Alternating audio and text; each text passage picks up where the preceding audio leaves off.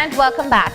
We're moving into our second conversation at this time, focusing on the upcoming 9th Annual Flowers Bank Festival. I will get all the details about the event itself and more importantly look at the history of Flowers Bank as well. Joining us on set, we have Clare, who is the Secretary of the Kriol Council. We have Phylisha, Pelayo, who is the Senior Research and Education Officer at the Institute of Social, Cultural and Research at NICH. And we have Nigel Encalada, who is the Director of the ISCR. Good morning and welcome, and thank you for being here. Good morning. So let's start off with the history, because we have been hearing about the Flowers Bank 14 for quite some time, and it's a great opportunity to be able to talk about the significance of these persons in the determination of our independence. Yeah, good morning everybody. Thanks for having us this morning.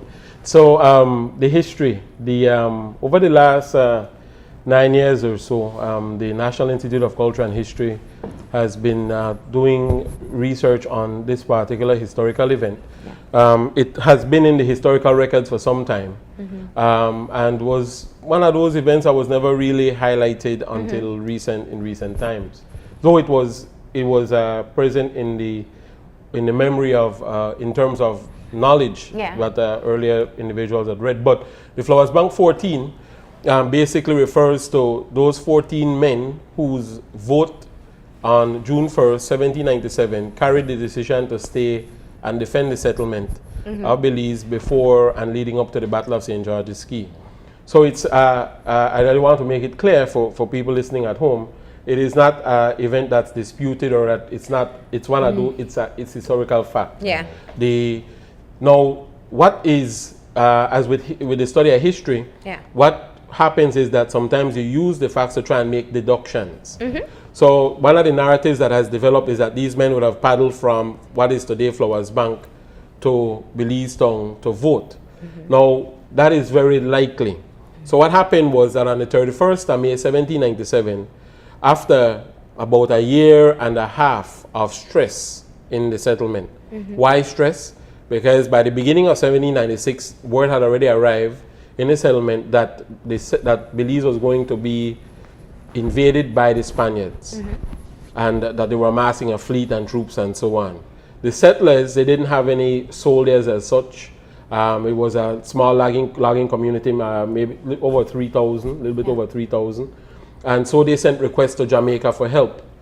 The Jamaica could not send help as immediately as the settlers would have liked. And there's a lot of intricate details about it, but it was a stressful time.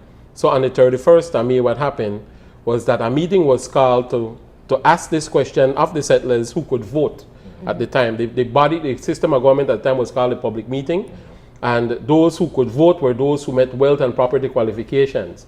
It comprised of white settlers and free blacks and free coloreds who met those wealth and property qualifications. Wealth and property mean they owned something, they had assets. Yes, they had assets. Yeah. Right? And so those would have been in terms of proportion, and that they represented about 25% of the population at the time, that particular grouping. So the question was brought, should we evacuate or should we stay and defend the settlement? At the meeting of the 31st, not enough of the settlers were in attendance. So they decided that they would call a meeting for the next day at 9 o'clock on June 1st. So 9 o'clock the meeting started. They took attendance, they took a roll, you saw who was in attendance, and then they deliberate. The interesting thing that happens now is that once the vote is taken, these individuals, 13 of them if I recall correctly, were not in the meeting at the beginning. But at the end of the meeting, their names are present on the roll in a block at the very end of the roll. So they were late? They were late. They came on Belizean time already. Belize time, if you want to use that. Yeah. And what happened was, this is where the historical narrative, but because when you examine it further, they lived along the river banks, all the way from Flowers Bank, all the way up into the area near Carmelita, Crooked Tree. And so they would have had to come at least the large proportion of that first 13 would have had to come. So what somebody like Emery King, what he did in writing a book, I think he calls it the Bayman's Glory. I think that's what he calls it. He combines historical fact with fiction, and he speculates that they would have had to, which is a reasonable deduction, because they lived along the river banks. Yeah. And the time of the year where they call the meeting is critical too, because it coincided with the end of the logging period. So they go to camp for 6 months, come in, and then they go back again for another 6. So there's a break, and then they go back again for another 6 months until Christmas. Okay. Right. So it's January to rainy and dry. Yes. Yeah. Yeah. Let me ask this question quickly.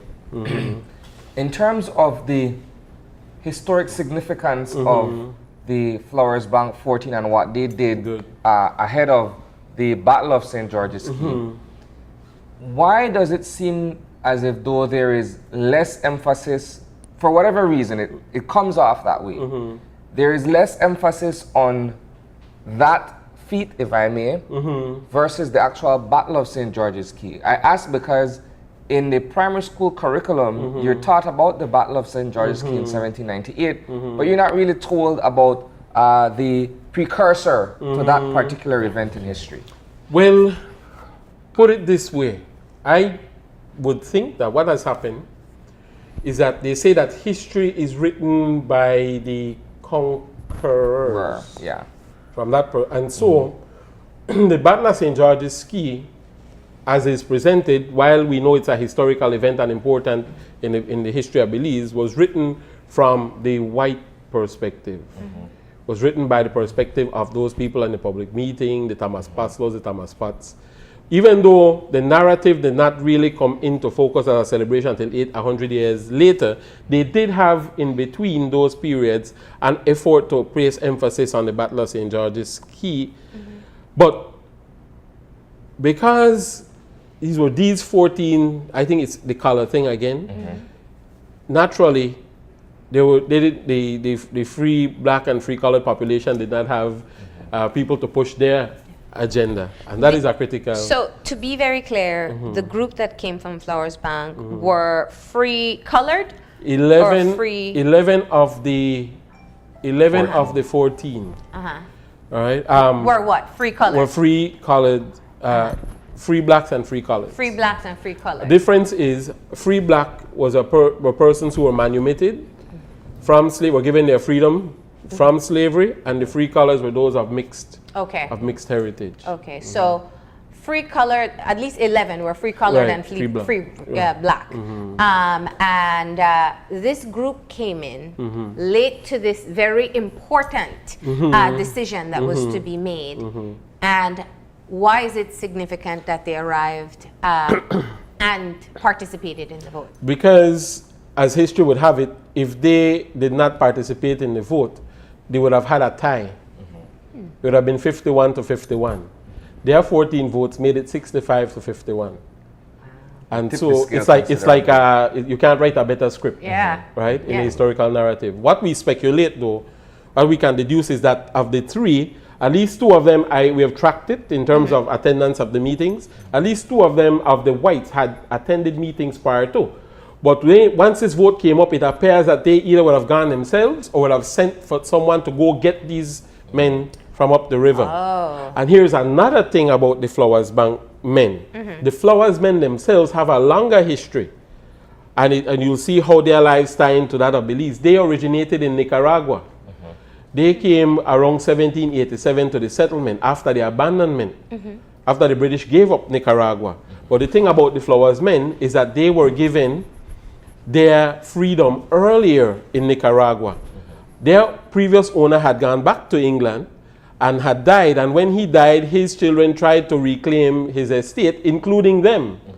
What they did was that they broke into an armory, went into the bush, and told the governor at the time there, he said, "We are free people. Anybody tries to take us, we're going to fight for our lives."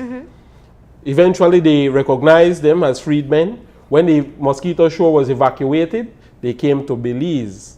And so they had to relive this all over again. So now the question came, if we abandon the settlement, where are we going to go?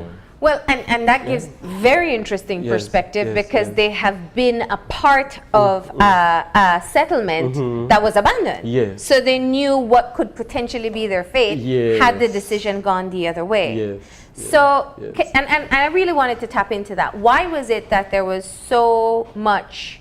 I guess it isn't so much, it's half and half, but there were still at least half the people who felt that perhaps we should have abandoned the settlement instead of staying and fighting. Why was there so much support in that area? Why is that? People like Thomas Potts, he was a senior magistrate. He was one of the people who had experienced being imprisoned back in 1779. The settlement had already been captured in 1779. They were taken to Havana, Cuba. Actually, they were marched overland to Merida, then taken by boat to Havana, Cuba, and imprisoned there for about 2.5 years. I think one of his children may have been born during his time of imprisonment, him and his wife. And so when they heard about invasion and so on, they said, I don't want to go through this again. And so they were more inclined to abandon the settlement. But they would have had more options than would the free people of color and free blacks. However, there were some other settlers, like Thomas Paslow, who was prepared to defend the settlement. He was a major slave owner, and he was one of them, in contrast to Thomas Potts, who was prepared to. As a matter of fact, one of his famous quotes is, a man who's not prepared to defend his settlement, the country, should not be able to reap the benefits thereof. That's one of his lines. Right? Now, we didn't have an army at that time. No. Yeah, and that was part of what was monumental about the decision, that we were, the people in the country at that time were simply settlers, they were loggers, they were business persons, if you want to call them that, and there was no army. Right. So what they did when was it Captain Moss and then Superintendent Barrow arrived, they raised a militia comprised of the settlers. So the whites were the officers, and then the free blacks and free coloreds were soldiers in that army, in that militia. Then, leading up to the battle, the 6th West India Regiment arrived from Jamaica. Now, the 6th West India Regiment itself was important because that too comprised largely a free black population of soldiers. So when we think of the 6th West India, now we think of white soldiers. So this may have been one of the reasons why the free black population and enslaved population in Belize decided to fight with the whites at the Battle of St. George's Key, because what they saw were a 6th West India Regiment of black men. Now, fast forward to present day. The history lesson does great in terms of contextualizing specifically this particular event. That being said, how has this move to have the Flowers Bank Festival enlightened more Belizeans in terms of what was accomplished several centuries ago? Well, I put it simply like this. I heard someone say, it may have been Miss Myrna or Miss Pitts, we are here because they were here. Yep. And very simply, and I have a document here, for example, this is one of the oldest residents in Flowers Bank. He is a descendant of these men. And Willoughby. He's Willoughby there, but his name is Egbert Robinson. He was registered as Willoughby, but his father's name is Robinson. He carries the name Robinson today, right? And then, so Flowers, Robinson, all of these names these people are, in the River Valley, are descendants of these 14 men. Rayburn, Flowers, Dawson, all of these. So, in other words, you might be looking, one interesting thing, when we were setting up the museum, one of the artists was trying to draw or depict an individual from that time. So we asked one of the residents if they had an old album. So we were paging through, and I said, who's this person here? He says, that's my granduncle. That's your granduncle? That's not you? So we might be actually looking at the faces of those men from those individuals from those times, right? And so we are here because they were here. And this is the composition of the Flowers Bank population from then to now has remained primarily Creole? Yes, Flowers Bank, oddly enough, Flowers Bank has been remained a primarily Creole community. Though when you go all the way through the River Valley, you would have individuals who have indigenous blood of the Mosquito Indians in the Mosquito Shore. They were they referred to in derogatory terms as Waika. And many of the people, all the way from Lord's Bank, all the way to Blackman Eddy and so on, many of those families are the descendants of the Creole population of Belize and the Mosquito Indians. And actually the Waika refers to the mixture of African and Mosquito Indians. And so when the Mosquito Shore was evacuated, they came to Belize, the population doubled and at the time, and so we are the descendants basically of those people. I mean, in terms of the African mosquito, all along the River Valley. And let's bring it over to Kashmir, obviously as a representative of the Creole Council. Just talking about the significant, Isani was right in terms of this isn't a part of the knowledge, and to be fair, I wouldn't remember all the details I was taught in school, but this isn't one that has stuck. I've learned most of it through doing this show here.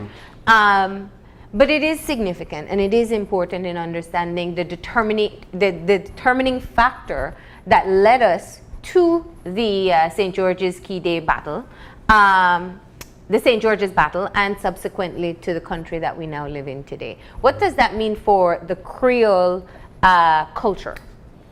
Okay, good morning again. For the Creole culture, well, at the Creole Council, we aim to promote and preserve and retrieve the culture. It's always said that if you don't know your past, I mean, you don't know where you're at now, and you don't know what your future will be. And we find that because of what you mentioned, the schooling, because I knew very little about it, especially in the schools that I attended. At Belize Technical College, there was no history at all taught. Right? We didn't do things like social studies. We didn't do geography. And I learned most of what I know, if not all, when I became an adult. And after going to other parts of the West Indies, I became more interested. And we feel that things like this are very important, and it's a means of promoting the culture of and just what we heard from Nigel today. That's a heck of a lot. That's stuff that most people that call themselves Creole, that are actually Creole, go through their entire lives and don't know. So the Creole Council supports the Flowers Bank folks. Unfortunately, the chairman couldn't be here today from Flowers Bank, but we support them all the time along with the ISCR and trying to get people to come together. It's a learning experience, it's fun, it's about everything. If you go out there, we actually now are responsible to coordinate the games, right? And even in the games, there is a history, right? And so if we go to the festival, like the maypole? The maypole for one, the maypole is always there, right? This morning, we're talking about the Yangote, which is... What is the Yangote? You see? No, even me, I myself, I had problem with it. That's the Yangote up on the screen there. It's they're crushing the cane, extracting sugar. So there was no cane factory. Okay. Right? So and they needed to get that from there. And so they improvised and they devised a way. Now what is done at the Kriol, at the Flowers Bank Festival, it becomes a contest. So it's a learning experience while you participate. And it's, that's one of the games. And then you have the traditional games. You have, like the whole outside jubel, and you mentioned the maypole, and, the what we used to call as the jankuna stick, where you get on the stilts and you walk, all these different games. Yeah. And this is why the Creole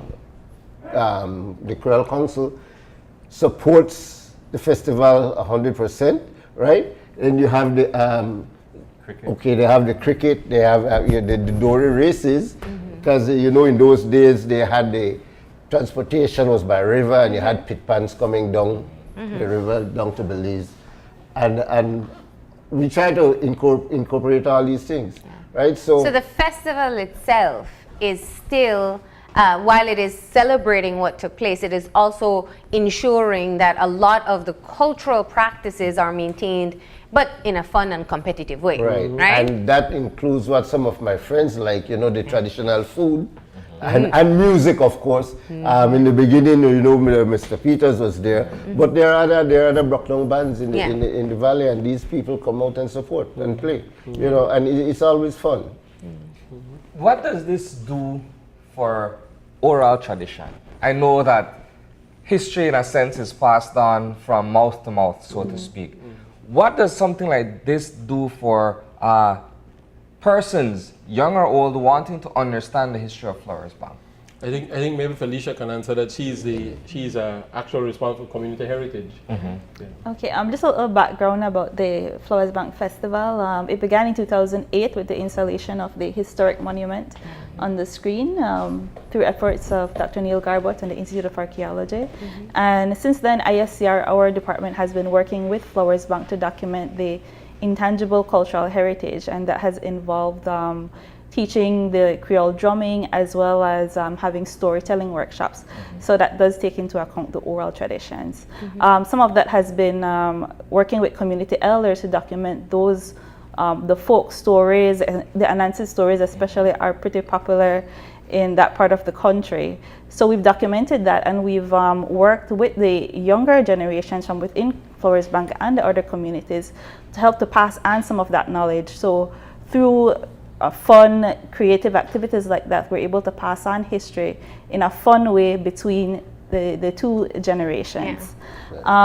In addition, the Flowers Bank Festival also highlights the tangible heritage that still exists in this area.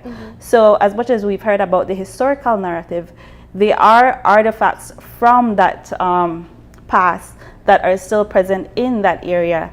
And there's a community museum that NICH, through our branch, and the Flowers Bank Kriol Council, Flowers Bank Village Council, helped to establish in 2012. So community members, they've brought out some of the stuff that they've found, some of the stuff that they've had in their family collections. So you'll see different artifacts from the timber extraction era. There's also an exhibit there that talks about the 1797 historical narrative. And it also talks about contemporary Flowers Bank, so it highlights some of the traditional activities that still exist, like the Cahoon oil factory that's there. The festival is really an opportunity for persons to come out and learn about, see the intangible cultural heritage in action, participate in it, and you also get to come out and as well get that Kriol experience, that rural Kriol experience that still exists in the village.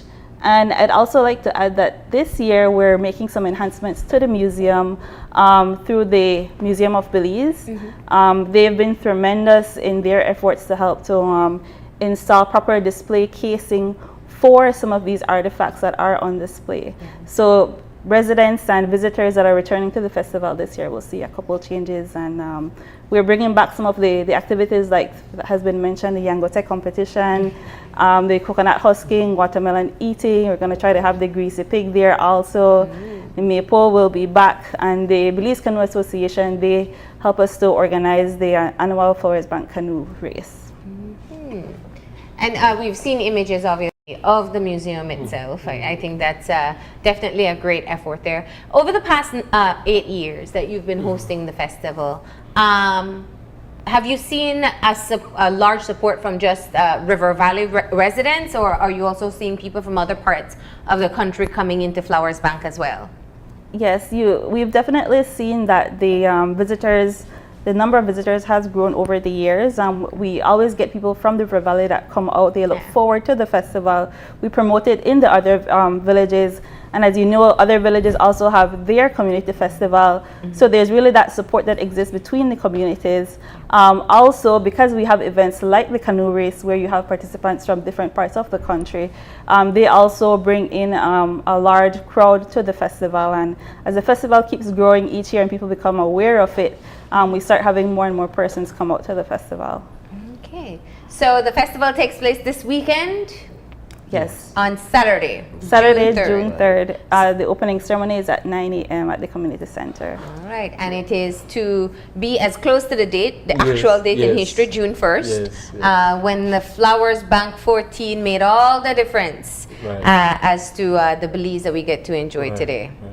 No, I think I find interesting, and you know the guy Jerry Rayburn. I think I shared it before, but he's a descendant of the Flowers. Yeah. Okay. Right. So the paddling. Well, you said paddling Rayburn. is I blood. It is remember his the blood. Rayburn too that you said. Yes, a lot of the yes, names that we still hear and see today. Right. This, you know, it was an education lesson, but of course it is also an opportunity to tell people why they should go out to Flowers Bank this Saturday. The opening ceremony is at 9, but there are tons of games that you don't normally get to see that you can participate in and also learn from. So it's And a great of course, family event. Myrna would be mad if you don't mention the Samba. The Samba. Yes. And before we go, there's one festival that I always remember, right? And it is how much the NICH puts into this, right? Because I remember there was the enactment of the entire meeting, right? And that's something that stays with me, right? We haven't done it in a while, in a couple of years, but you know, it takes a little bit of dedication to try and to get it done and to have the cast remain and develop and learn the script. But one of the things that's educational, we have the ceremony that's done, and so when we do the ceremony, the children that are there actually get to listen, participate, and so it becomes a part of the community's understanding of its own identity and so on. Well, thank you so much for stopping in today and letting us know the details about the festival and most importantly, why it's an important part of our history. Right? Thank you. Thank you as well. We're going to go ahead and take a break, and when we come back, we're going to talk hurricane preparedness with the Belize Red Cross.